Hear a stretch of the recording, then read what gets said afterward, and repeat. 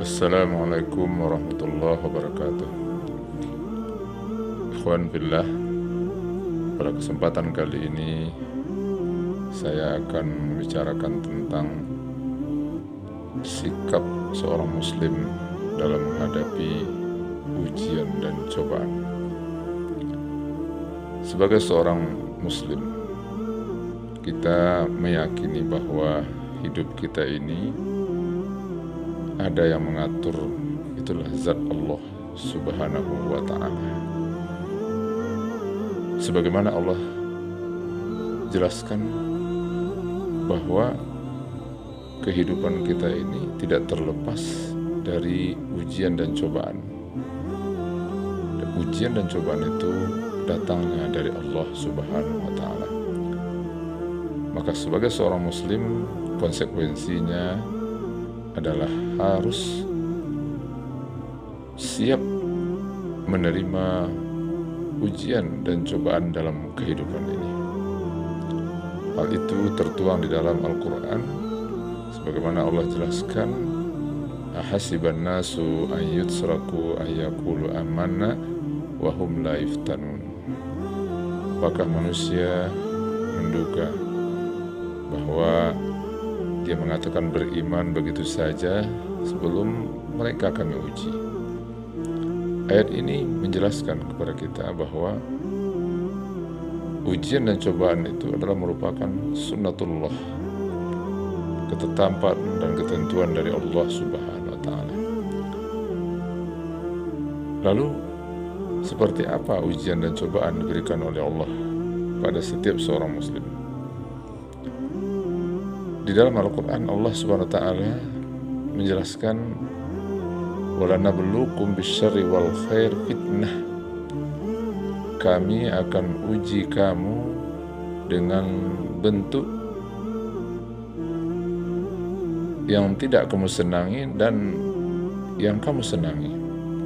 Jadi dalam ayat ini dijelaskan oleh Allah bahwa ujian itu berupa yang buruk dan yang baik. Nah, bagaimana bentuk ujian yang buruk dan yang baik itu? Bentuk ujian yang buruk dijelaskan pula oleh Allah di dalam Al-Quran. وَلَنَبْلُوَنَّكُمْ بِشَيْءٍ مِّنَ الْخَوْفِ وَالْجُوعِ وَنَقْصٍ مِّنَ الْأَمْوَالِ وَالْأَنفُسِ وَالثَّمَرَاتِ وَبَشِّرِ الصَّابِرِينَ. Sungguh-sungguh kami akan menguji kamu dengan serba sesuatu, dari rasa takut, dari kelaparan, dari kekurangan harta, buah-buahan, dan jiwa. Tetapi bergembiralah orang-orang yang sabar. Nah, ini ujian yang bersifat yang buruk. Nah, sedangkan ujian yang berupa kebaikan adalah segala sesuatu yang menyenangkan manusia. Allah berikan kepada manusia kesehatan, itu ujian. Allah berikan kepada manusia kesuksesan, itulah ujian. Allah berikan kepada manusia keberhasilan, itulah ujian. Diberikan jabatan, pangkat, kepopuleran, ketenaran, itulah merupakan ujian. Ujian yang berupa kebaikan. Jadi, dua bentuk ujian yang diberikan oleh Allah itu. Pertama, yang berupa keburukan, itu yang kita bacakan di dalam surat Al-Baqarah 155 tadi. Sedangkan ujian berupa kesenangan, semua yang kita senangi, itulah merupakan ujian dari Allah Subhanahu wa ta'ala. Ikhwan fillah. Lalu, persoalan yang paling penting untuk kita pahami adalah bagaimana cara kita menyikapi ujian-ujian itu. Apakah ujian berupa keburukan ataupun ujian berupa kebaikan? Maka pada kesempatan ini kita jelaskan ada 4 sikap seorang muslim di dalam menghadapi ujian. Yang pertama, menghadapi ujian dan cobaan itu yang berupa ujian keburukan, yaitu dengan bersabar. Sebagaimana Allah jelaskan tadi, wa basyiris sabirin, beri kabar gembiralah orang-orang yang sabar, allazina iza asabathum musibah qalu inna lillahi wa inna ilaihi rajiun. Apabila mereka ditimpa oleh Allah sebuah ujian atau musibah, mereka mengatakan kami milik Allah dan kami akan kembali kepada Allah. Nah, jadi ujian berupa keburukan, mungkin sakit, mungkin gagal, kekurangan harta dan segala sesuatu, maka kita sikapi dengan penuh kesabaran. Begitu juga ujian yang diberikan Allah berupa kesenangan, kebaikan, seperti harta, kesehatan, kesuksesan, itulah ujian. Maka kita harus menyikapi juga dengan kesabaran. Bagaimana menyikapi ujian kesenangan dan kesabaran? Bagaimana kita mempergunakan kesuksesan, nikmat, harta, kesehatan itu hanyalah untuk mendekatkan diri kita kepada Allah Subhanahu wa Ta'ala. Yang sebaliknya. Yang kedua, sikap kita dalam menghadapi ujian, baik ujian berupa kebaikan maupun keburukan, yaitu dengan ridho kepada Allah Subhanahu wa Ta'ala.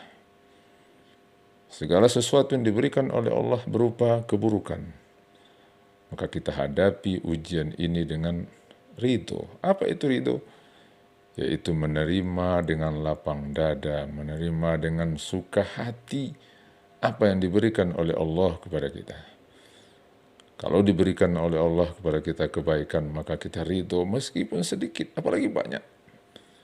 Kalau diberikan oleh Allah kepada seorang muslim sakit, kegagalan,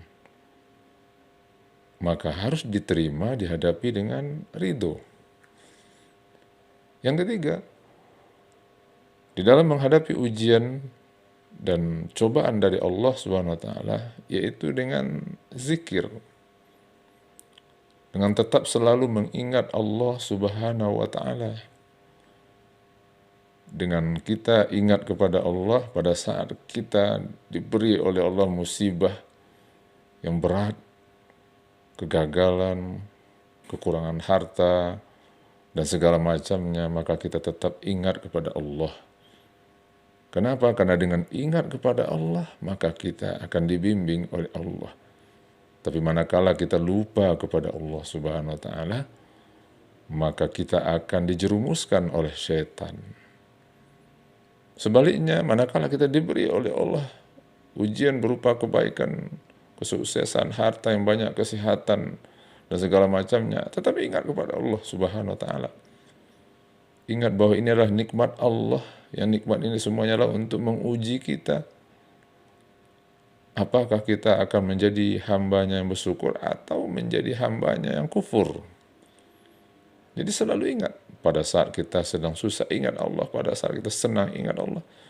Pada saat kita sedang sakit, ingat Allah. Pada saat kita sehat, ingat Allah. Pada saat kita sedang sukses, ingat Allah. Apalagi kalau kita pada saat dalam keadaan gagal, ingat Allah. Yang keempat, sikap kita menghadapi ujian itulah dengan terus berdoa kepada Allah Subhanahu wa Ta'ala. Ketika kita diberi oleh Allah sebuah ujian, cobaan yang berat, kematian orang yang kita cintai, kegagalan, kehilangan harta, sakit, dan segala macamnya, maka kita hadapi dengan berdoa kepada Allah. Memohon kepada Allah agar kita diteguhkan hati kita, iman kita di dalam menghadapi ini, sampai suatu saat nanti kita sukses, sampai suatu saat ujian ini berakhir dan kita menjadi seorang pemenang. Sebaliknya juga, manakala kita diberi oleh Allah dengan kesenangan, kesuksesan, harta yang banyak, kesehatan, maka kita tetap berdoa kepada Allah.